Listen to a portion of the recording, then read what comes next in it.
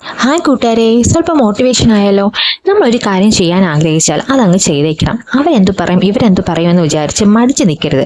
അതിന് ഉത്തമ ഉദാഹരണമാണ് എൻ്റെ ഈ ഏട്ടൻ. ഞായറാഴ്ച ആയതുകൊണ്ട് നമ്മൾ എന്ത് വിചാരിച്ചു എന്ന് വെച്ചാൽ കുറച്ച് വിറകൊക്കെ അടുക്കി വെക്കാമെന്ന് വെട്ടി.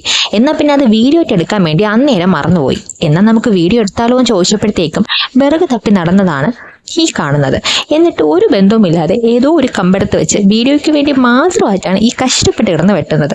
എനിക്ക് ഇടയ്ക്കിടയ്ക്ക് എന്നോട് ചോദിക്കുന്നുണ്ട് കിട്ടിയോ എന്ന്. എൻ്റെ ഫേസ് നന്നായിട്ട് കിട്ടണേ എന്ന് പറയും. ക്ലോസപ്പിൽ ഒരു ചിരിയും തന്നു. അങ്ങനെ അപ്പൊ ഇതേപോലെ നമ്മൾ എന്ത് പ്രതിസന്ധി വന്നാലും നേരിടാനും ചിരിച്ചുകൊണ്ട് നിൽക്കാനും പഠിക്കണം. ഇനി ഈ കാണുന്നതെല്ലാം നമുക്ക് ഇതേപോലെ വെട്ടി ഒതുക്കി കൂട്ടി അടുക്കി പറക്കി വെക്കണം. മരങ്ങളല്ല, ആ കിടക്കുന്ന വിറകുകളാണ് ഇതേപോലെ വെട്ടി വെക്കേണ്ടത്.